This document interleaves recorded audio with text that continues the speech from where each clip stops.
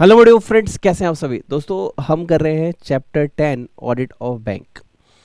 हम सबसे important chapter की लिस्ट को सबसे पहले फिनिश करें। ये जो सीरीज़ आप देख रहे हैं ये सितंबर 25 और जैन 25 6 के लिए 100% रिलेवेंट है। ओके, तो अभी हमने चैप्टर 1 कर लिया है, चैप्टर 11 कर लिया है। Now we are doing audit of bank. इसके बाद हम फाइनेंशियल एंटिटी का ऑडिट, जिसमें आप सबसे ज़्यादा डरते हैं, ये दो सबसे हार्ड टॉपिक सबसे पहले पिक करने वाले हैं। ओके, तो ऑडिट ऑफ बैंक हम इसे कैसे पढ़ने वाले हैं। देखो, हम इसके नोट्स बनाएंगे, नोट्स में समराइज वे में लिखेंगे, प्लस बुक की 100% हमें हेल्प चाहिए होगी इस चैप्टर के लिए, क्योंकि ये चैप्टर बहुत बड़ा है। ये चैप्टर ऑफ फाइनेंशियल एंटिटीज़ के टॉपिक के लिए हमें बुक का 100% रेफरेंस चाहिए। ठीक है, तो सबसे पहले आइए नोट्स लिखते हैं और क्लासिफाइड करते हैं चैप्टर को कुछ पार्ट्स में। देखिए, इस चैप्टर 1 हमारा अपलोड हो चुका है यूट्यूब पे 100% विद क्वेश्चंस बैंक और केस बेस्ड स्टडी। ठीक है, चैप्टर 11 हमारा केस बेस्ड स्टडी, एमसीक्यू और नोट्स के साथ कंप्लीट हो चुका है। Now we are starting chapter number 10, जिसका नाम है बैंक ऑडिट। राइट, अब जब हम ये चैप्टर स्टार्ट कर रहे हैं तो इस चैप्टर में एक चीज़ याद रखना, 5 स्टार लगा लेना इस चैप्टर के लिए, कि भाई अगर ये 3 चैप्टर कर लिए तो अराउंड 10 to 15 मार्क्स हमारे एग्जाम में 100% फिक्स हो जाते हैं। इसके बाद हम फाइनेंशियल ऑडिट करेंगे, उसमें हमारे 20 मार्क्स फिक्स हो जाएंगे। बैंक ऑडिट में से एक एमसीक्यू जनरली आता ही है। आज जो हम टॉपिक स्टार्ट कर रहे हैं उसमें से मोस्टली एमसीक्यू आते हैं। इसके बाद बैंक ऑडिट में एक क्वेश्चन 99% श्योर है कि हमेशा एग्जाम में आता ही आता है। लेकिन कैसे करेंगे इस क्वेश्चन को, कैसे याद रखेंगे सारी चीज़ें, तो अगर आप पहली बार ये वीडियो सीरीज़ देख रहे हैं तो हम क्या करेंगे, नोट्स बनाएंगे। पहला हमारा स्टेप होता है नोट्स बनाना। इसके बाद सेकंड स्टेप्स होता है हम बुक से रीड आउट करेंगे। स्टेप थर्ड जो होता है वो हमारा होता है क्वेश्चन बैंक करना। ठीक है, और केस बेस्ड स्टडी जो क्वेश्चन होते हैं वो लास्ट तक हम कवर अप कर लेते हैं। और जैसे जैसे लेक्चर होता जाएगा हम उसकी ऑडियो रिवीजन बनाते जाएंगे। ऑडियो रिवीजन का फ़ायदा क्या होता है सर? सर, ऑडियो रिवीजन का फ़ायदा ये होता है कि हम कभी भी उसको रिवाइज कर सकते हैं। देखो, ये चैप्टर ऐसा नहीं है जिसको हम बार बार पढ़ सका है, ये बहुत ज़्यादा टाइम कंज्यूमिंग है। तो लेक्चर अच्छे से देखो, ऑडियो रिवीजन अच्छे से सुनो, और उसके बाद आपको सारी चीज़ें क्लियर हो जाएंगी। सर, आप इसमें ऑडियो जो रिवीजन मिलेंगी कहाँ से मिलेगा? तो सर, चैनल को सब्सक्राइब नहीं किया तो सब्सक्राइब कर लो। चैनल का नाम है सी ड्रीमर्स दी वेंचर। वीडियो को लाइक नहीं किया तो कर लो, क्योंकि देखो यार, अच्छी चीज़ों को लोग प्रमोट नहीं करते, इसलिए अच्छी चीज़ें वैनिश हो जाती हैं। अच्छी चीज़ों को सपोर्ट क्या करो। मैं ये काम दुआओं के लिए कर रहा हूँ, क्योंकि मैं आराम से 6 to 8,000 rupees full course generate करके पेन ड्राइव में कमा सकता हूँ। लेकिन ये काम मैं दुआओं के लिए कर रहा हूँ, क्योंकि ऑडिट एक ऐसा सब्जेक्ट है जिसकी वजह से बहुत सारे स्टूडेंट्स अपना एग्जाम क्लियर नहीं कर पाते। जितने भी स्टूडेंट्स पास होंगे उनकी दुआएं मुझे मिलेगी। चैनल को सब्सक्राइब कर लो, क्योंकि मैं इस पर आपके लिए हर अटैम्प्ट में एक फ्री सब्जेक्ट रिविजन वीडियोस आपको देता रहूँगा। प्लस आपको CA ड्रीमर्स दी एवेंजर ये चैनल सब्सक्राइब करना है। इसी का सेम नेम का एक टेलीग्राम ग्रुप है, वहाँ पे आपको ऑडियो मिल जाएगी। ठीक है, प्लस डेली टारगेट्स वहाँ पे मिल जाएंगे एग्जाम के अकॉर्डिंग, कि आज आपको क्या पढ़ना है, कैसे पढ़ना है। इसके बाद भी आपको कोई भी डाउट दिक्कत रह जाती है कि सर हमें टेलीग्राम नहीं, ग्रुप नहीं मिल रहा, हमें PDF नहीं मिल रहा, हमें वीडियोस नहीं मिल रही, ऑडियो नहीं मिल रही, तो आप मुझे व्हाट्सएप पे मैसेज कर देना 9354719404। ठीक है, ये हमारा व्हाट्सएप नंबर है। तो ओनली व्हाट्सएप कीजिएगा, प्लीज़ कॉल मत कीजिएगा। तो इस पर आपको सब कुछ मिलेगा। सर, एक क्वेश्चन और है कि हम जब पढ़ेंगे, आप अभी बुक दिखा रहे हो कि इस बुक में क्वेश्चंस वगैरह सब कुछ है? जी सर, ये देखिए आपके लिए इसमें क्वेश्चंस आप देखेंगे ना, हर टॉपिक पे क्वेश्चन सेट है। ये देखिए, हर टॉपिक पे क्वेश्चन सेट है। और सर, क्या MCQ वगैरह भी है? रुकिए सर, मैं आपको दिखाता हूँ। आपके MCQ भी आपको दिखा देता हूँ कि हर क्वेश्चन पे हमारे क्वेश्चन सेट है यहाँ पे। राइट, एक सेकेंड। देखिए सर, आपके लिए केस बेस्ड स्टडी क्वेश्चन भी है, जो चैप्टर में आपका मोस्ट इंपोर्टेंट बनता है, हर चैप्टर के में हम सॉल्व करते हैं। और MCQ भी इसमें इंपॉर्टेंट क्वेश्चंस मैंने डाल रखे हैं, और जो बेसिक क्वेश्चंस होते हैं वो तो हम क्लास में डिस्कस कर लेते हैं। इस पर MCQ आएगा, प्लीज़ मार्क कर लेना। ठीक है, तो हर एक चीज़ मार्क कर रखी है हमने। इस पर MCQ भी है, प्लस 43 क्वेश्चन हम इसमें करने वाले हैं। तो सर, अगर हमें आपकी बुक लेनी है तो हम क्या करें, क्योंकि स्टडी मेट में तो इतने क्वेश्चन है ही नहीं। तो देखो, अगर बुक की नहीं 100% लेनी चाहिए। अगर आप बोथ ग्रुप दे रहे हो, राइट, सितंबर 25 में या फिर जैन 26 में, अगर आप दोनों में ही बोथ ग्रुप दे रहे हो, ठीक है, बोथ ग्रुप दे रहे हो, तो 100% ऑडिट की बुक आप ले लेना। ये 2 पार्ट्स में है, मॉड्यूल 1 एंड मॉड्यूल 2। ठीक है सर, ये 2 बुक्स हैं, आपको दोनों हार्ड कॉपी में डिलीवर हो जाएगी, जो लेटेस्ट अपडेटेड होगी विद अमेंडमेंट्स। सर ये बात इतनी क्यों बता रहे हो आप, लेक्चर स्टार्ट कर दो। सर इसलिए बता रहा हूँ क्योंकि बाद में आप पूछेंगे, मैं डिस्टर्ब होऊंगा, आप डिस्टर्ब होंगे, इसलिए पहले लेक्चर में सारी बात बता दो ताकि हर लेक्चर में डिस्कशन करने की जरूरत ना हो, ठीक है। प्लस आपको सर हमें बुक नहीं लेनी सर, हमारे पास हमारी बुक है तो ठीक है। स्टडी मैट प्लस आपकी जो भी क्लास बुक आपके टीचर ने, अगर आपने पहले से क्लास ले रखी है तो वो। लेकिन एक चीज़ सोचो, जहाँ आपके 8000 आपको देने हैं, ठीक है, यूट्यूब पे आपको फ्री कोर्स मिल रहा है और ये अनलिमिटेड है ऑडियो रिविजन्स के साथ, आप कितनी बार भी देखो, जो भी है मैं हटाऊंगा भी नहीं, ये प्रॉपर रहेगा। प्लस आपको सिर्फ अगर बुक कॉस्ट में, अगर आपका जो ऑडिट का सब्जेक्ट है, ठीक है, ऑडिट का जो सब्जेक्ट है अगर वो 60+ हमें दे देता है, सर क्या 60 मार्क्स ही आएंगे आपका कोर्स करके? नहीं सर, मेरा जो टारगेट है, अगर आप मेरे साथ नोट्स बनाते हैं, राइट, आप मेरे साथ अगर बुक्स की स्टडी करते हैं, अगर आप मेरे साथ क्वेश्चन बैंक करते हैं, अगर आप मेरे साथ जो मैं ऑडियो दूंगा, अगर वो मल्टीपल टाइम सुनते हैं, लेट सपोज मैं कह रहा हूँ 5 टाइम्स पर ऑडियो सुनो ही सुनो, जब भी आ रहे हो, जा रहे हो, खा रहे हो, पी रहे हो, नहा रहे हो, सुनो ही सुनो, अगर आप ये करते हैं, ढंग से करते हैं, तो मेरे हिसाब से 90+ से कम आपके नहीं आने चाहिए। बाकी ऊपर वाला जाने, क्योंकि वो कहते हैं ना, कर्म करो फल की इच्छा मत करो, तो we can do our best कि भाई तुम्हें कोई दिक्कत नहीं होनी चाहिए। शिद्दत से पढ़ो, ढंग से पढ़ो। सर हमें बहुत मज़ा आता है पढ़ने में। आपकी क्लासेस कब आती है? तो सर हमारी क्लासेस का टाइम रहेगा 9:05 एवरी इवनिंग, ठीक है, 9 o'clock एवरी इवनिंग। तो सर क्या रेगुलर आएंगे? हाँ सर, कभी कभार मिस हो सकते हैं, हाँ एक आध दिन मिस हो सकते हैं, जैसे मुझे कोई फैमिली इशू हो या कोई काम हो, तबीयत खराब हो, तो अदरवाइज रेगुलर हम लोग करने वाले हैं। सर ये बातें क्यों बता रहे हो? अगेन बता रहा हूँ, इसलिए बता रहा हूँ ताकि आप बाद में डाउट वगैरह ना हो, बाद में आप जब पढ़ने बैठो तो सिर्फ पढ़ाई करो, फिर इधर उधर का ध्यान कुछ भी ना आए, ठीक है सर। और कोई डाउट दिक्कत रह गई तो व्हाट्सअप नंबर अगेन रिपीट कर रहा हूँ, 9354719404 पे आप व्हाट्सएप पे पूछ सकते हैं, ठीक है सर। चलिए सर, सर एक चैप्टर में 43 क्वेश्चंस हैं, सारे डिस्कस होंगे? हाँ sir, as per the need सारे होंगे, कुछ मैं होमवर्क दूंगा, कुछ क्लास में डिस्कस करके दूंगा आपको। Audit of bank. चलिए सर, अब इस चैप्टर को जब हम स्टार्ट कर रहे हैं, तो इस चैप्टर को हम 3 पार्ट में डिवाइड करेंगे। ऑडिट ऑफ बैंक, जिसे हम जनरली क्या बोलते हैं? Bank audit. बैंक ऑडिट, ठीक है सर, बैंक ऑडिट जनरली हम इसको बोलते हैं। सर मेरे पास कुछ क्वेश्चन हैं, हाँ पूछिए ना। सर ये इतना बड़ा चैप्टर है कि हर बच्चा से डरता है, इसको सिंप्लीफाई कैसे करेंगे? हम चैप्टर को ब्रेक कर देते हैं 3 पार्ट्स में। हम चैप्टर को 3 पार्ट्स में ब्रेक करेंगे, फिर इजी वे में इसको 1 बाय 1 पढ़ेंगे। जैसे इसका जो फर्स्ट पार्ट होगा, जिसको हम आज ही करने वाले हैं, सबसे बोरिंग पार्ट है इसमें एमसीक्यू पूछे जाते हैं, केस बेस्ड स्टडीज पे नहीं होती, ठीक है। तो एक है सर बैंकिंग ऑपरेशंस के बारे में, जिसमें बैंक्स क्या होता है, उसके टाइप्स क्या होते हैं, आरबीआई क्या काम करता है, बैंक्स में क्या क्या होता है, ये चीज़ें हम पढ़ेंगे। इसके बाद हम पढ़ेंगे सर ऑडिट का फ्रेमवर्क, कि ऑडिट हमें कैसे कहाँ क्या अप्लाई करना है, ठीक है, कौन सा ऐसे बोलता है, क्या बोलता है, ये सारी चीज़ें हम पढ़ेंगे। जिसमें हम ऑडिटर के बारे में पढ़ेंगे, ठीक है सर। इसमें फिर हम पढ़ेंगे ऑडिट रिपोर्ट के बारे में, ठीक है। इसमें फिर हम पढ़ेंगे ऑडिट अप्रोच के बारे में, कि हमारी अप्रोच कैसी रहनी चाहिए, ठीक है। इसके बाद हम पढ़ेंगे कंडक्ट कैसे होगा सर बैंक ऑडिट। इसके बाद इसमें रिस्क क्या क्या है, रिस्क ऑफ फ्रॉड क्या क्या हो सकते हैं, ये टॉपिक्स हमें इसके अंदर पढ़ने होते हैं ऑडिट के टॉपिक के अंदर, ठीक है सर। ये हमारी हो गई क्लासिफिकेशन, तो ये हमारा हो गया फर्स्ट पार्ट, जो आज का आज कंप्लीट हो जाएगा। फिर ऑडिट का सेकंड पोर्शन चलेगा, ठीक है सर। इसमें अराउंड 1 लेक्चर इसमें भी आप लेके चलो।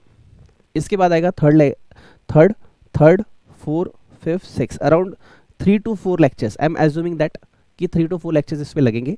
और थर्ड वाला जो है आपका, ये है 5 स्टार, ये है 5 स्टार टॉपिक, जिसमें सबसे ज़्यादा एग्जाम में क्वेश्चन आते हैं। इसके बाद है आपका 3 स्टार टॉपिक, एग्जाम में इसमें से कभी भी क्वेश्चन आ सकते हैं, कभी भी, मतलब ऐसा नहीं कि पूछेगा नहीं, कभी भी पूछ सकता है। और ये क्या है सर? सर ये है 1 स्टार टॉपिक, ये एमसीक्यू पॉइंट ऑफ व्यू से इंपॉर्टेंट है, ठीक है।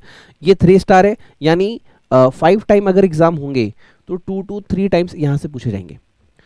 ये क्या कहते हैं सर? 5 टाइम अगर एग्जाम होंगे तो अराउंड 4 to 5 टाइम्स यहाँ पे एग्जाम पूछे जाएंगे 5 स्टार, इसलिए मैंने इसको 5 स्टार बोला। सर मैं क्यों बता रहा हूँ आपको, मैं बार बार इसलिए इस टॉपिक को पढ़ाते समय इंपोर्टेंस बता रहा हूँ कि तुम्हें ये फील हो कि एग्जामिनर किस लेवल तक जा सकता है, कहाँ से क्या पूछ सकता है, कौन सा पार्ट मुझे पहले रिवाइज करना है, everything we will discuss. Okay, तो इसमें क्या क्या है सर टाइप सी में, इसमें हमें पढ़ना होता है sir types and classification of advances,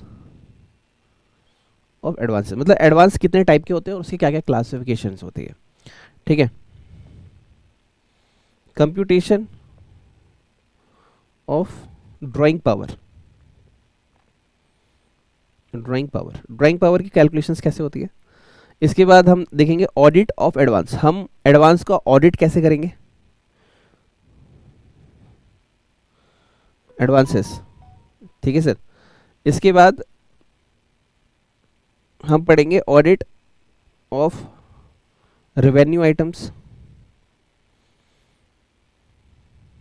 ठीक है, ऑडिट ऑफ रेवेन्यू आइटम्स। उसके बाद हम पढ़ेंगे ऑडिट ऑफ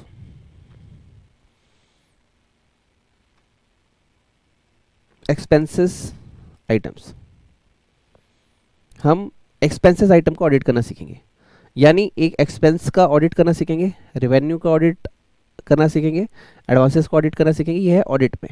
ठीक है, तो कहीं ना कहीं ये इसी को बिलोंग करता है, लेकिन वो लास्ट में आएगा इसलिए हमने उसको लास्ट में रखा। उसके बाद हमारे पास क्या है, types of classification of advances and drawing power की कैलकुलेशन। सर ये क्या है, हम पहली बार सुन रहे हैं, डोंट वरी, ये इस चैप्टर का सबसे इंपॉर्टेंट पार्ट है, लेकिन वहाँ तक पहुँचने के लिए आपको 2 लेक्चर्स मेरे साथ लगाने पड़ेंगे। सबसे इंटरेस्टिंग पार्ट सबसे लास्ट में करेंगे। एक ब्रायन ट्रेसी सर है, उनकी एक बुक है eat the frog. Eat the frog topic कहता है कि जो सबसे टफ टॉपिक है उसको सबसे पहले करो, जो सबसे बोरिंग काम है उसको सबसे पहले करो, ताकि चैप्टर में इंटरेस्ट बना आए कि हाँ यार वहाँ पे बहुत इंटरेस्टिंग है। तो मतलब वहाँ तक पहुँचने के लिए ये वाली जर्नी जो है तुम्हें मेरे साथ बितानी पड़ेगी। तो आज का जो टॉपिक रहने वाला है वो है बैंकिंग ऑपरेशंस। ठीक है sir, banking operations.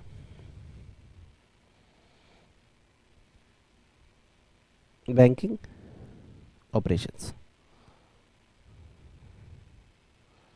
Sir bank क्या क्या काम करता है, कितने टाइप के होते हैं, यही सारी चीजें पढ़ेंगे। सर क्यों पढ़ रहे हैं, अब एक क्वेश्चन आना चाहिए दिमाग में, सर ये हम पढ़ ही क्यों रहे हैं, हमें ऑडिट का पोर्शन डायरेक्ट आना चाहिए एग्जाम में, क्यों बैंक के बारे में पढ़ रहे हैं। देखो मेरे बच्चे, टॉपिक का नाम है bank audit.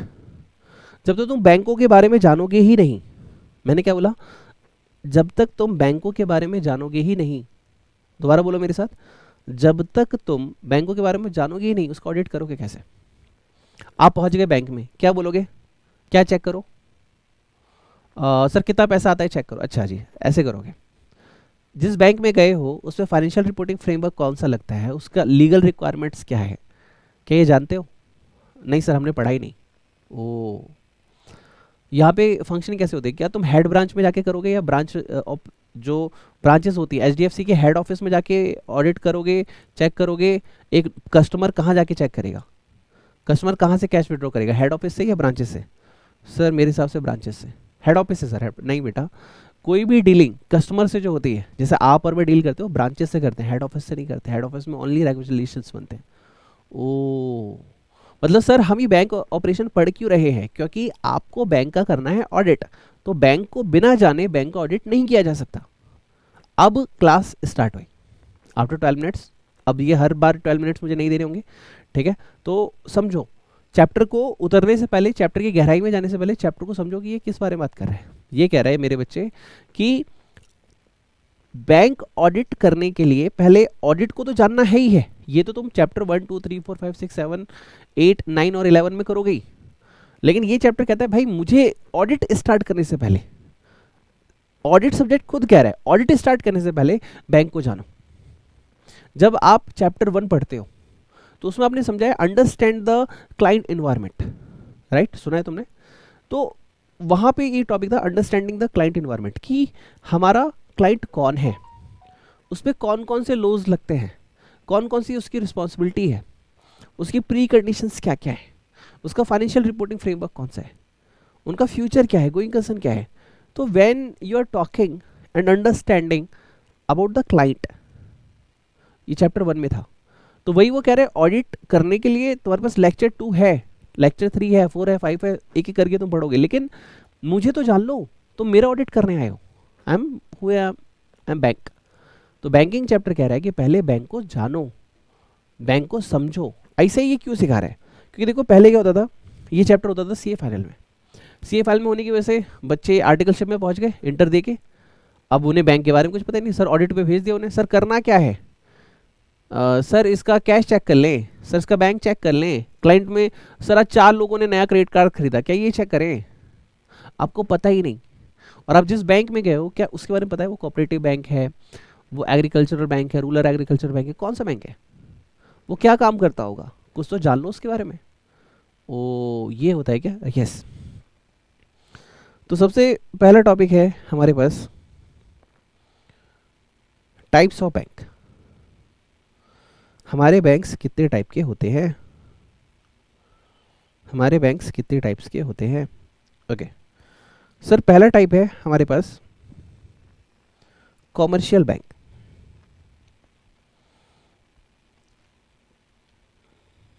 Commercial banks sir, commercial bank जैसे जैसे HDFC,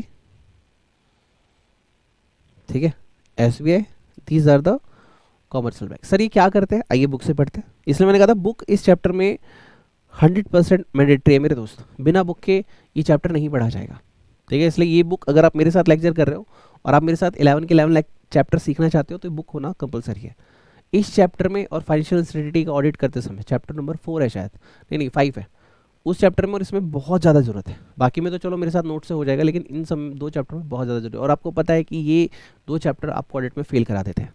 so be serious about this topic, ठीक है। Sir types of bank, sir पहला है commercial bank. Okay sir, commercial bank क्या कहते हैं? Commercial banks are the widest spread banking institution. Sir ये क्या है सर? वाइडेस्ट है। वाइडेस्ट मतलब जनरली कहीं भी जो भी तुम जिस बैंक को भी देख रहे हो अपने आसपास, वो कमर्शियल बैंक ही होता है। जनरली आप जो भी बैंक देख रहे हो वो कमर्शियल बैंक ही होता है जनरली। ओके जनरली मैंने कहा। In India that provide a number of product and service, वो बहुत सारे प्रोडक्ट और सर्विस देता है। अच्छा एक चीज और बताऊं, ये क्लास 12th में, क्लास 12th का टॉपिक है ये, what is banking system, business में सिखाया जाता है और ये उसका है। अगर आप चाहो तो मैं क्लास 12th की बुक का आपको पीडीएफ यहाँ पे दिखा दूंगा, वहाँ पे डिक्टो ये लाइन लिखी हुई है। तो आप मेरे से चाहेंगे कि मैं क्लास 12th के लेवल पे आगे पढ़ाऊँ तो वो पॉसिबल नहीं है, लेकिन हाँ एक जनरल आइडिया जरूर दूंगा कि हाँ आपने पढ़ा होगा तो आपको रिकॉल हो जाएगी सारे टॉपिक, ठीक है। तो वाइड स्प्रेड बैंकिंग इंस्टीट्यूशन मतलब हर जगह यही है, सब जगह तुम ही हो, ठीक है, मतलब everywhere.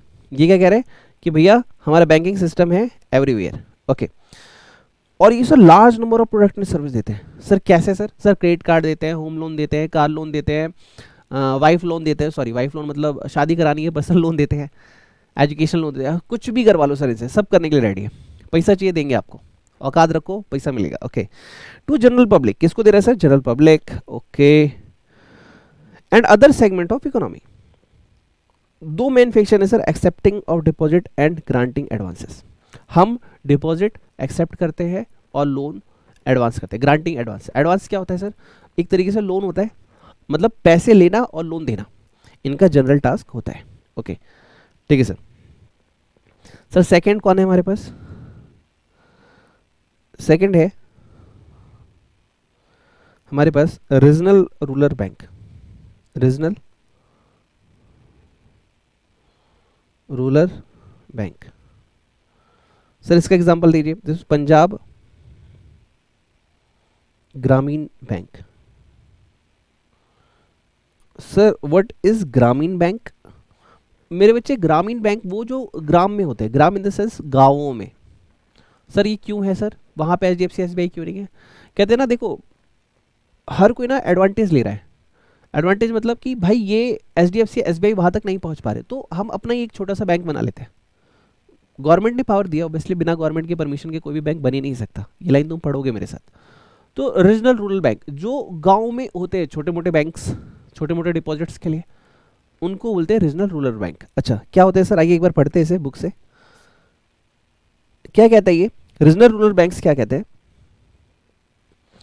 Banks that have been set up in a rural area. कहाँ के लिए होता है सर? सर रूरल एरिया के लिए। ओ मतलब सर अर्बन एरिया के लिए नहीं होता? नहीं सर, रूरल एरिया के लिए ही होता है।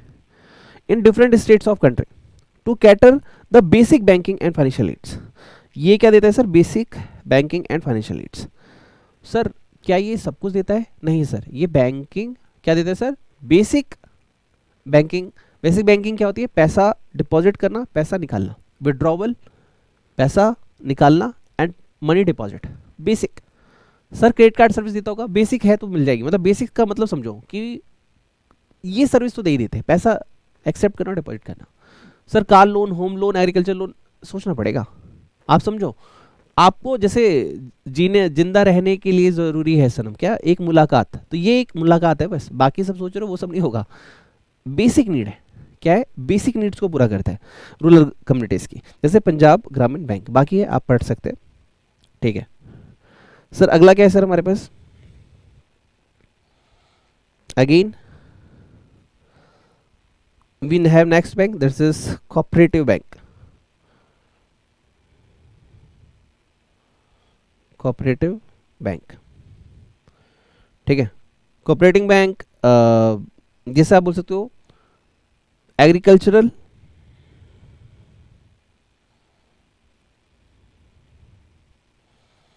एंड रूरल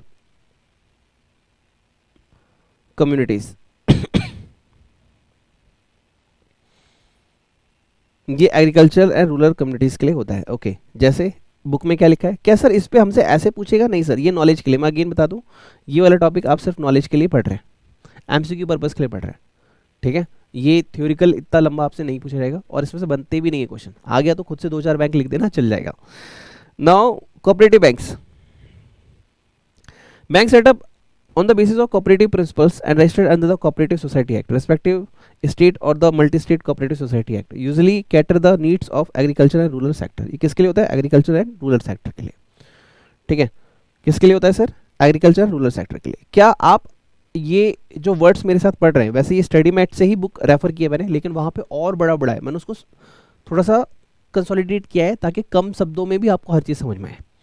तो यहाँ पे आपने क्या मार्क किया कि भैया एग्रीकल्चर रूरल सेक्टर। जैसे एग्जांपल ले लो, Gujarat state cooperative bank limited और छत्तीसगढ़ राज्य सहकारी बैंक मर्यादित ईटीसी। अच्छा एक बार रिवाइज करते हैं, कमर्शियल बैंक क्या है? हर जगह जहां भी हम देख रहे हैं वो कमर्शियल बैंक ही है। वो बहुत सारे प्रोडक्ट और सर्विस देते हैं, every types of loan advances they are doing, ठीक है। Car loan, house loan, wife loan, education loan, हर लोन, ठीक है। तलाक लोन भी मिल जाता है कि सर मुझे तलाक लेना है, ओके, तो वो भी मिल जाता है। Accepted deposit and granting advance. Sir regional rural bank क्या है? Basic banking and financial need. ये क्या कहते हैं? बेसिक बैंकिंग करता है एंड फाइनेंशियल नीड के लिए होता है। बेसिक बैंकिंग, बेसिक बैंकिंग, दोबारा बोलो मेरे साथ, बेसिक बैंकिंग करता है, फाइनेंशियल नीड्स को पूरा करता है, ओके। जो कि रूरल एरियाज में ही होते हैं। कहाँ होते हैं? रूरल एरियाज में। उसके बाद कोऑपरेटिव बैंक है सर, ये एग्रीकल्चर रूरल सेक्टर के लिए होता है, ठीक है सर। अब अगला है, हाँ इसमें तुम्हें मजा आएगा, ये वाला पॉइंट सुन के ना तुम्हें अच्छा लगेगा सुन के, क्योंकि इसमें तुम डे टू डे यूज करते हो। फोर्थ, पेमेंट बैंक्स, जैसे पेटीएम, फोन पे। सर ये भी बैंक है क्या? हाँ है ना, लेकिन इसको बोला जाता है पेमेंट बैंक। पेमेंट बैंक बोले तो ये पेमेंट के लिए यूज होता है। सर जूस पीने चले क्या? हाँ चलते ना। सर पैसा को देगा? आप देना। सर कैश तो रखता है कोई नहीं, मैं फ़ोन पे कर देता हूँ, मैं पेटीएम कर देता हूँ। पेटीएम करो। सर ये भी बैंक है? हाँ है। लेकिन सर ये भी लोन देते हैं इमरजेंसी में। ओ लोन देते हैं क्या? अच्छा चल ठीक है, इससे तुम कभी कार लोन लेके दिखाओ, तुम इससे होम लोन लेके दिखाओ। सर ये लोन तो देते हैं लेकिन हाई रेट ऑफ इंटरेस्ट पे छोटे अमाउंट के लिए देते हैं, या फिर शॉर्ट पीरियड ऑफ टाइम के लिए देते हैं। कभी तुम्हें 20 साल 50 साल के लिए लोन नहीं मिलेगा, हाउसिंग लोन यहाँ से छोटा मोटा, समझो इस चीज़ को। They are generally made for payment bank, okay ठीक है। इसमें एक वर्ड और खास है, लिखना, can't issue loan and credit card. Generally ये लोन इशू नहीं करते और क्रेडिट कार्ड इशू नहीं करते जनरली, बट हाँ स्पेशल परमिशन ले रखी है गवर्नमेंट से तो कह नहीं सकते, ठीक है सर। अब है फिफ्थ हमारे पास डेवलपमेंट बैंक। सर इसका तो नाम समझ में आ रहा है, डेवलप, जो डेवलप करने के लिए पैसे देता है, ऑब्वियसली यस। ये किसके लिए देते हैं? Funding for infrastructure, funding for infrastructure. किस लिए फंडिंग देते हैं सर? इंफ्रास्ट्रक्चर के लिए फंडिंग देते हैं। ओके सर, एक बार दिखाएंगे हमें, आज आइए सर। पेमेंट बैंक, ठीक है, जिसको पेटीएम बैंक भी आप बोल सकते हो। Bank allowed to accept restricted deposit but can not issue loans. पैसे आपसे ले तो सकते हैं लेकिन आपको लोन नहीं देंगे एंड क्रेडिट कार्ड नहीं देंगे। हाँ, हो सकता है गवर्नमेंट की स्पेशल रिक्वेस्ट आपने की और गवर्नमेंट ने आपको अलाउ कर दिया। Customer can open current and saving account and also avail the facility of ATM come debit cards. Debit card हो सकता है, इंटरनेट बैंकिंग हो सकती है, जैसे आपको कहीं की मूवी टिकट बुक करना हो, ठीक है। मोबाइल बैंकिंग कर सकते हैं, जैसे Airtel bank, Paytm payments bank, etc. Development bank, इसको टर्म लैंडिंग इंस्टीट्यूशंस भी कहा जाता है।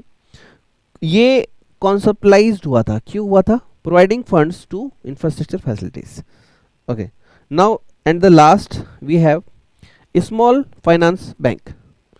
स्मॉल फाइनेंस बैंक, ये क्या है? AU small finance bank.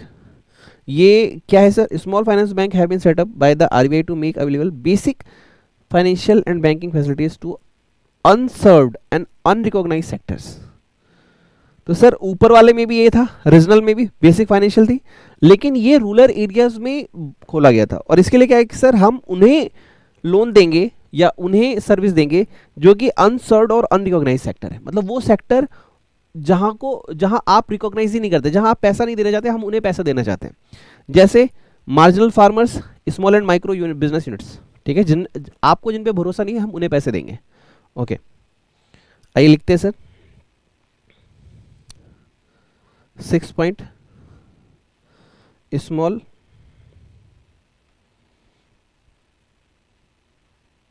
Finance bank. इसके एग्जाम्पल क्या हो जाएगा? AU small finance bank, etc. तो हमने अभी तक क्या पढ़ा सर? हमने अराउंड 30 मिनट्स का लेक्चर लगाया और हमने बस ये पढ़ा टाइप्स ऑफ बैंक क्या है? नहीं सर, आपने सिर्फ ये नहीं पढ़ा, आपने ये पढ़ा कि हम बैंक को पढ़ ही क्यों रहे हैं। हम बैंक को इसलिए पढ़ रहे हैं क्योंकि आपको उसका ऑडिट करने जाना है। अब मान लो आप गए ऑडिट करने स्मॉल फाइनेंस बैंक का, ओके, एयू स्मॉल कंपनी, वहाँ का फ्रेमवर्क कैसा है? अब मान लो वहाँ पे साहब लिखा है कि हम उन लोगों को लोन देते हैं जिन्हें आप नहीं देते, जैसे फार्मर्स हो गए, राइट। और आपने लोन किसको दे रखा है? टाटा जी को। क्या टाटा जी फार्मर है? This is audit. तुम समझो कि उसका काम क्या है और उसने क्या किया है। जब तो तुम उसके काम को, फंक्शनिंग को नहीं समझोगे, टाइप्स को नहीं समझोगे, तो तुम नहीं समझ पाओगे। अब डेवलपमेंट बैंक से, डेवलपमेंट इंफ्रास्ट्रक्चर के लिए लोन देता है, उसने कार लोन दे रखा है। Car loan is a infrastructure loan? नहीं ना। This is what? ऑडिट। पहले समझो कि आप किसका ऑडिट करने गए हो, उसके बाद समझो कि उस पर क्या क्या लॉ है, उसकी क्या क्या थियरी है, क्या क्या वो काम कर सकता है, उसके फंक्शंस क्या है, उसके बाद डिसीजंस लो कि आप ऑडिट की। जब आप चैप्टर 3 और 4 पढ़ोगे तो आप समझोगे ऑडिट प्लानिंग,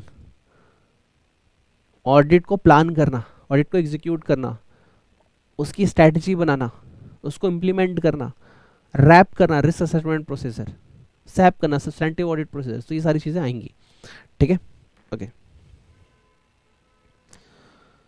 अब एक टाइप्स ऑफ बैंक हो गया। यहाँ पे एक क्वेश्चन आता है हमारे पास सेकंड में, ये हो गया टाइप्स, ठीक है। सेकंड पॉइंट जो मैं आपके साथ लिख रहा हूँ, दिस इज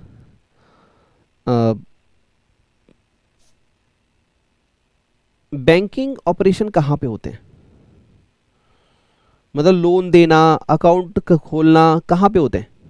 आप समझो, एक लाइन में समझो। मतलब हम गए एचडीएफसी बैंक में, तो एचडीएफसी के हेड ऑफिस में गए जहाँ 10 मैनेजर था और एक वहाँ पे टॉप मैनेजर था हेड ऑफिस में। तो वो आपस में मीटिंग कर रहे थे। मैंने कहा सर मुझे अकाउंट खुलाना है। कह रहे भाई हमारे पास मत आओ, आपके पास जो नियर ब्रांच होगी उसके पास जाओ। जब भी आप किसी बैंक में सर्च करोगे ना नियर लोकेशन, तो क्या नियर ब्रांच लोकेशन, वो ये नहीं कहेगा नियर हेड ऑफिस लोकेशन। यानी जो काम आप देख रहे हो बैंक से कर रहे हो, जैसे क्रेडिट कार्ड इशू कराना, होम लोन लेना, एजुकेशन लोन लेना, कार लोन लेना, बाइक लोन लेना, ये सब जो भी आप कर रहे हो, अकाउंट ओपन कराना, अकाउंट क्लोज कराना, ये कहाँ पे होते हैं? तो ये होते हैं ब्रांच लेवल पे। अब लिखेंगे are carried at branch level. Branch level कहाँ पे होते हैं? ब्रांच लेवल पे होते हैं। क्या ये बुक में है?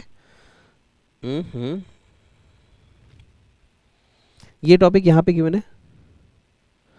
Banking operation conduct only at branches. कहाँ पे होते हैं सर? ब्रांचेस पे। Banking operation are conducted only at the branches while other offices set as the controlling authority of the administration. जो बाकी के ऑफिस तुम देख रहे हो और या सुन रहे हो, वो किसके लिए होते हैं? कंट्रोलिंग अथॉरिटीज और एडमिनिस्ट्रेशन पर्पस के लिए।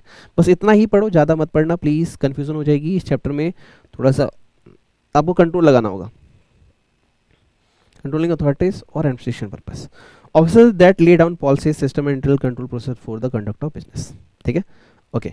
यानी बाकी किसके लिए होते हैं? लाइक हेड ऑफिस किसके लिए है? कंट्रोलिंग अथॉरिटीज और एडमिनिस्ट्रेशन पर्पस के लिए। और बाकी जो हम रेगुलर एक्टिविटीज करते हैं वो कहाँ करते हैं? ब्रांच में। तो आप ऑडिट करने पहुंच गए हेड ऑफिस, आप बोल रहे हो यार यहाँ पे कोई अकाउंट क्यों नहीं खुलवा रहा? तो कहेंगे अबे, सॉरी टू मेंशन दिस, अबे बेवकूफ, गधे, नालायक, ऑडिट का चैप्टर किस टीचर से पढ़ के आया तू? तुझे पता होना चाहिए कि अकाउंट ओपन कराना, क्लोज कराना, लोन देना, नहीं देना, ये सारे ब्रांच लेवल पे काम होते हैं। यहाँ पे सिर्फ क्या होता है? कंट्रोलिंग अथॉरिटीज और administration. Wow sir, thank you, मजा आ गया। ओके सर, एक क्वेश्चन है सर, रेगुलेटिंग बॉडी। सर बैंकों की रेगुलेटिंग बॉडी कौन सी है? तो ये है आरबीआई। बैंकों की रेगुलेटिंग बॉडी कौन सी है? आरबीआई। सर एक बार आलिया भट्ट से कुछ क्वेश्चन पूछा गया था कि who is the prime minister, who is the CM, और वो कंफ्यूज हो गई।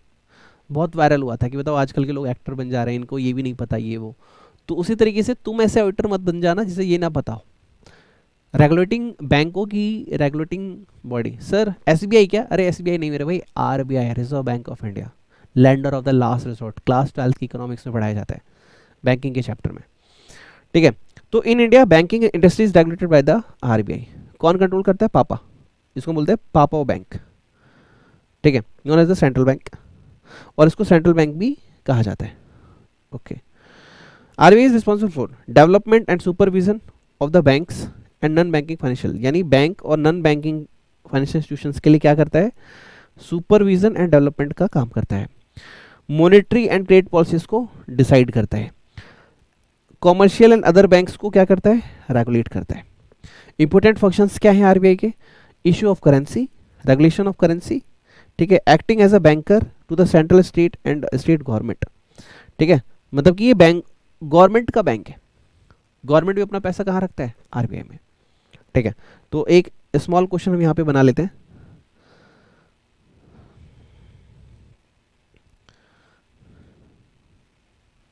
सर अब मजा आ रहा है सर हमें चैप्टर में। आपने तो बोला था बोरिंग है। बोरिंग इसलिए है क्योंकि हम बच्चों वाली क्लास 12 वाली बातें कर रहे हैं इसलिए। ठीक है, बाकी ऐसा नहीं कि बुरा है, आपकी लाइफ में कुछ भी बुरा नहीं है, क्योंकि आपको हर एक नॉलेज के बदले में अर्निंग मिलने वाली है। ठीक है, तो हम यहाँ पे लिख रहे हैं रेगुलेशन बॉडी। रेगुलेशन बॉडी कौन है सर? ये है आरबीआई। ठीक है, तो फंक्शन क्या क्या है इसके? तो फंक्शन आप पढ़ लेना बुक से। ठीक है सर, ओके, क्योंकि अगर मैंने हर बात लिखवाई तो नोट्स हो जाएंगे 60 पेज के, और बुक भी है 60 पेज की, तो थोड़ा सा वेरिएशन होना चाहिए, क्योंकि लास्ट मिनट में हर बात दिमाग में नहीं डाली जा सकती। जो इंपॉर्टेंट है वो हम रखेंगे। इसके बाद सर हमारे पास फोर्थ पॉइंट है, form and context of financial statement. मतलब सर बैंक में कौन कौन से फॉर्म लगते हैं और उसकी फाइनेंशियल स्टेटमेंट बनाते समय क्या क्या ध्यान रखना होता है। तो देखो, हम इस पे ध्यान रखेंगे sir, third schedule of banking. Sir हम थोड़ा ना बना रहे हैं, ये तो वो रखेंगे ना प्री कंडीशंस के अंदर। हाँ सर वो रखेंगे, लेकिन आपको पता तो होना चाहिए। हाँ, ऑफ बैंकिंग रेगुलेशन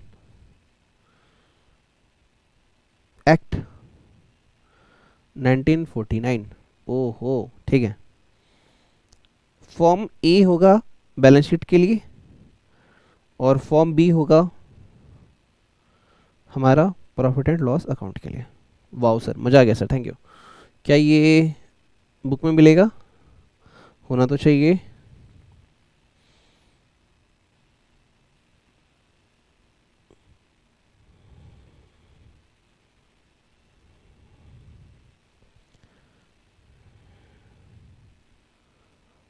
ये टॉपिक यहाँ पे मेंशन है, ठीक है, तो यहाँ से पढ़ लेना प्लीज, बुक में है, थोड़ा सा आगे पीछे है, ठीक है। Every banking company is required to prepare a balance sheet and profit and loss account account in the form set out in the third schedule of the banking regulation in 1949. Form A third schedule contain balance sheet and form B contains profit and loss account, ठीक है। ये आपको थोड़ा सा याद रखना पड़ेगा, MCQ पूछ सकता है और 2 मार्क का क्वेश्चन भी इसके ऊपर बन सकता है, ठीक है, तो प्लीज कंसिडर इट।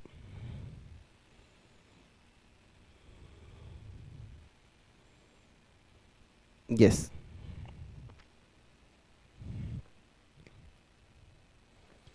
यहाँ तक आई होप आपने एंजॉय किया हो।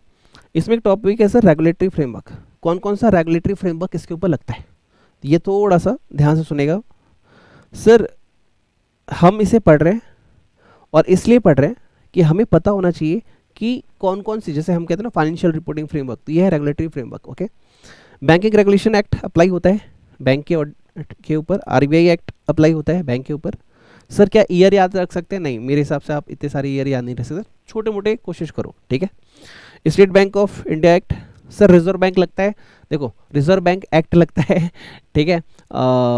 रिजर्व बैंक ऑफ एक्ट को क्या बोलेंगे? Reserve bank of India, okay. State bank of India, okay. Banking regulation act, okay, मतलब 4-5 याद कर लो, ठीक है। रीजनल रूरल बैंक एक्ट लगता है, कंपनीज एक्ट में 13 लगता है, अरे सर याद हो गया हमको, आरबीआई का एक्ट लगता है, बैंकिंग एक्ट लगता है, एसबीआई का लगता है, कंपनीज एक्ट लगता है, okay. Regional rural bank act लगता है, आईटी एक्ट भी लगता है, क्योंकि भैया आजकल हर काम सॉफ्टवेयर से हो रहा है। Preventing of money laundry act, sir ये क्या है? आपने इसके बारे में सुना होगा कि कुछ लोग पैसे की घपलेबाजी, ब्लैक का वाइट, वाइट का ब्लैक करते हैं, तो उनके लिए ये है कि भाई ये एक्ट के ऊपर भी आपके ऊपर लगेगा, यानी हाँ बैंक इस चीज़ के ऊपर आप पे ध्यान देगा। फिर है सर SRFAES IA, ठीक है, securitisation and reconstruction of financial assets and information of security interest act, बहुत बड़ा है, मुझे नहीं पता आपको याद होगा कि नहीं, छोड़ देना, कोई भी 4 to 5 आप एग्जाम के लिए याद रख सकते हैं, ठीक है। Credit information companies, credit card जो आपको इशू होते हैं उसके लिए भी ये एक्ट भी लगता है, ठीक है। उसके बाद payment and settlement system act, तो कोई भी 4 to 5 आप याद कर सकते हैं। हाँ, ये छोटा सा इंपॉर्टेंट टॉपिक है, इसको थोड़ा सा स्टार में मार्क कर लो, ठीक है, okay.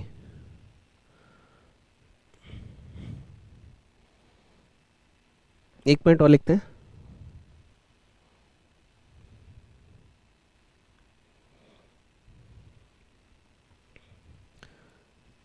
peculiarities of banking operations. Banking operations के क्या क्या फंक्शंस होते हैं? ये वर्ड मेरे को भी नहीं समझ में आया था पहली बार में, लेकिन करते करते समझ में आ गया। इसको बोलते हैं फीचर्स, यानी बैंकिंग के क्या क्या फीचर्स होते हैं। हाँ, इस पे स्टार लगा सकते हो, examiner can ask you in 2 to 3 marks, ठीक है, ज़्यादा इंपॉर्टेंट नहीं है लेकिन थोड़ा सा है। क्या क्या बैंक काम करता है जब आपके फ्यूचर देखो। एक सर वैल्यूमनियस मतलब कितने क्लाइंट होंगे बैंकों के? सर लाखों होंगे, तो लाख लोग होंगे, अगर लाख ट्रांजेक्शन करोगे तो सोचो कितनी ट्रांजेक्शन हो गई। एंड कॉम्प्लेक्स ट्रांजेक्शन, ये क्या है सर? फीचर्स है। आप उसको ऑडिट करने जा रहे हो, आपको उसका फीचर पता होना चाहिए कि भैया बहुत सारी ट्रांजेक्शन्स होंगी और कॉम्प्लेक्स ट्रांजेक्शन्स होंगी, ठीक है। उसके बाद है sir extensive use of technology, और सर बहुत ज़्यादा टेक्नोलॉजी का यूज़ होगा। सर कैसे?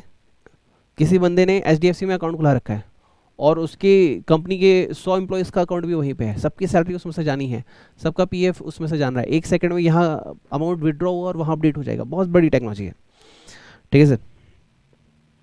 Wide spread network of branches और ऑफिसेस, कि भैया हाँ सर बोलो ना।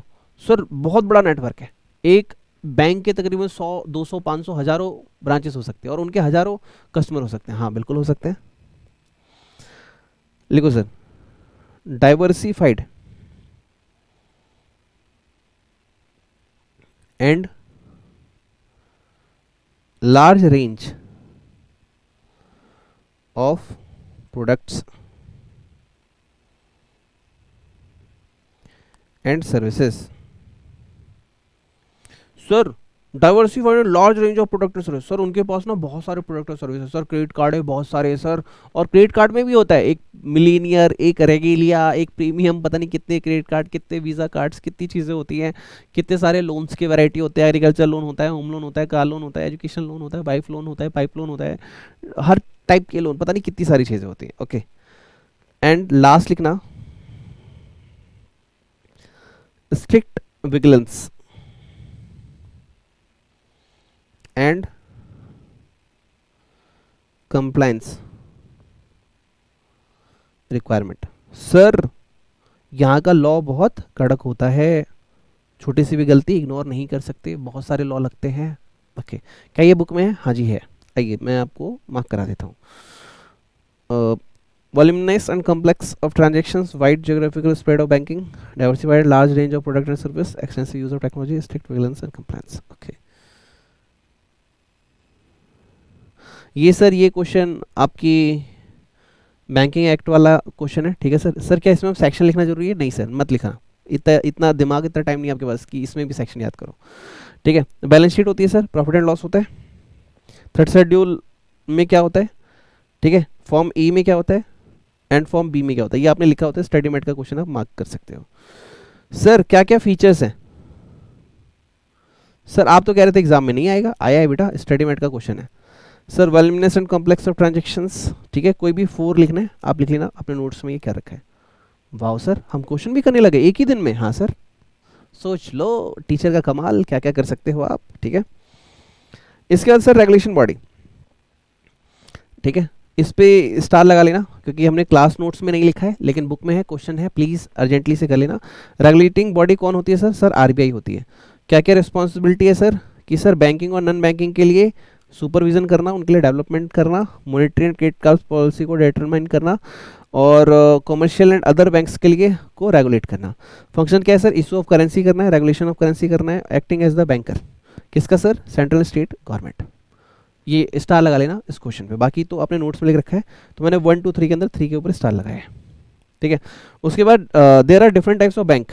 MTP मार्च M21 में आया था, क्या अभी आ सकता है? हाँ सर आ सकता है। There are different types of bank privilege in India, explain the giving example of such banks. तो सर ये आपका 6, इसमें सारे के सारे बैंकों को आपने किया है, होमवर्क में इसको लिख लो।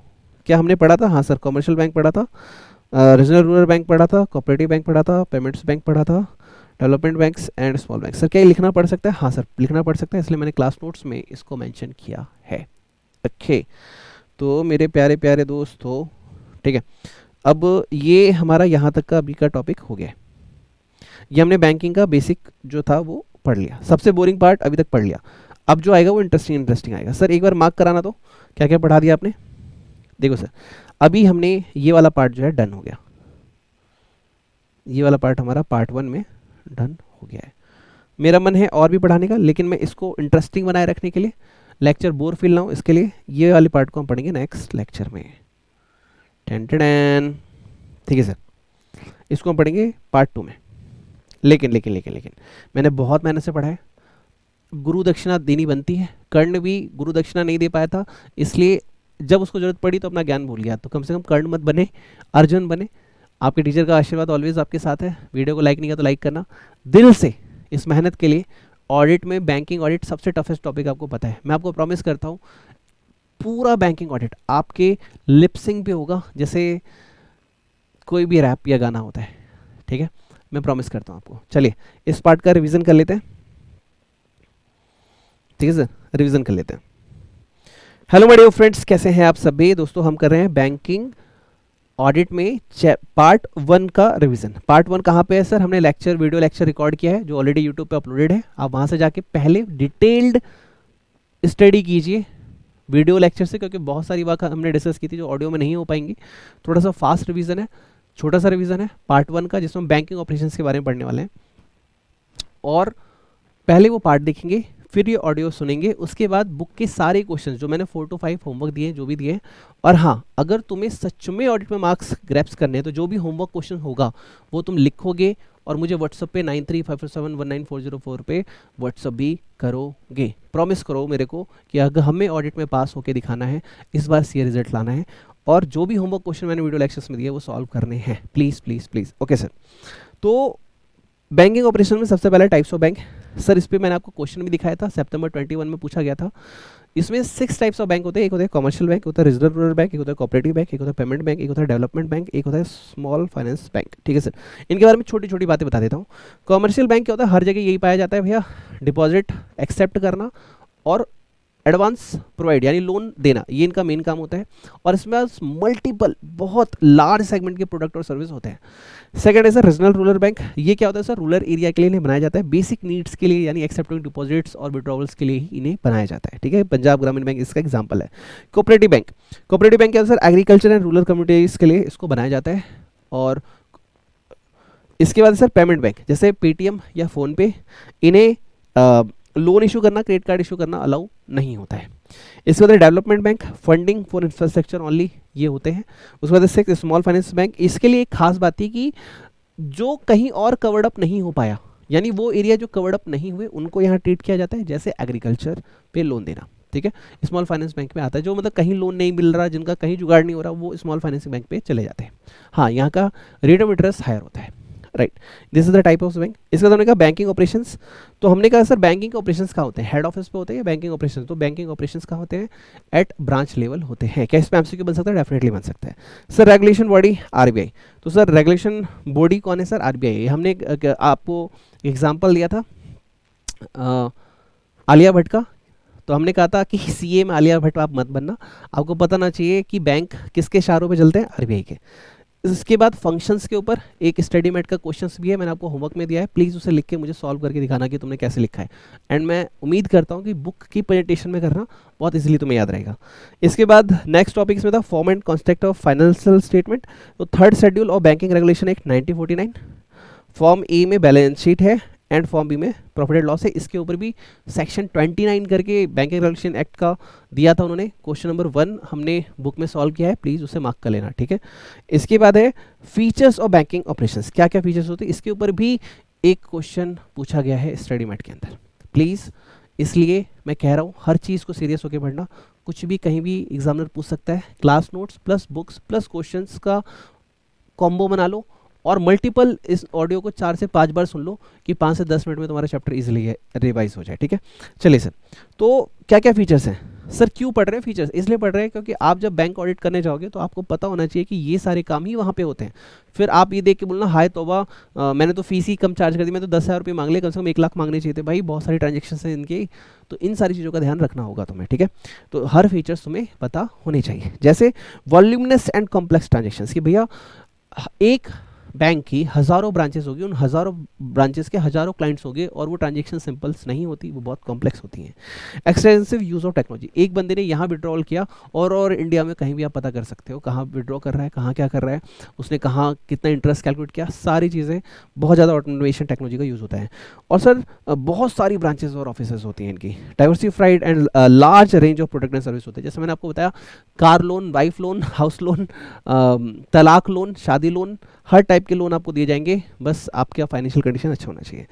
Strict regulations and compliance requirement, भाई सबसे बड़ा फीचर लास्ट में डाला गया है कि यहाँ पे छोटी सी भी गलती इग्नोर नहीं की जाएगी, यहाँ पे बहुत सारे एक्ट जो हैं वो अप्लाई होते हैं। तो इसी के साथ हमने part 1 of audit of bank को पढ़ लिया है। मैंने आपको गाइड किया था कि ऑडिट ऑफ बैंक में हमने 3 पार्ट बनाए हैं, पहला है बैंकिंग ऑपरेशन, दूसरा है ऑडिट फ्रेमवर्क। तो उसके ऊपर हम ऑडियो रिवीजन एंड करेंगे नेक्स्ट लेक्चर होने के बाद। आपकी कोई भी डाउट, दिक्कत, समस्या रह गई हो तो आप मुझे व्हाट्सएप पे भेज सकते हैं 9357199404। Okay, thank you and God bless you. तो ये हमारा ऑडियो रिकॉर्ड हो गया। अब आप लोग क्या करने वाले हैं मेरे साथ, मेरे बच्चे, प्यारे प्यारे बच्चे, राज दुलारे बच्चे, आप इस चीज़ को अच्छे से पढ़ लेना। कुछ क्वेश्चंस होमवर्क में दिए हैं, प्रॉमिस करो मेरे को आप सभी कि आप उसे सॉल्व करेंगे और मुझे व्हाट्सएप पे भेजेंगे। ठीक है, और एक काम और करना साथ के साथ, कुछ काम जो मेहनत से नहीं होते वो दुआओं से होते हैं, याद रखना। मेहनत तो आप और मैं करते ही हैं, लेकिन दुआएं नहीं मिलती, इस वजह से रिजल्ट रह जाता है। तो दुआओं के लिए इस वीडियो को किसी दोस्त को, किसी भाई को शेयर करो जो आपको पता है बहुत दिनों से अटेम्प्ट क्लियर नहीं हो रहा, उसको बोलना कि भाई पढ़ यार, सर बहुत अच्छा पढ़ा रहे हैं, दिल से पढ़, शिद्दत से पढ़, और इस तरीके से पढ़ कि ये तेरी ज़िंदगी का लास्ट अटेम्प्ट हो।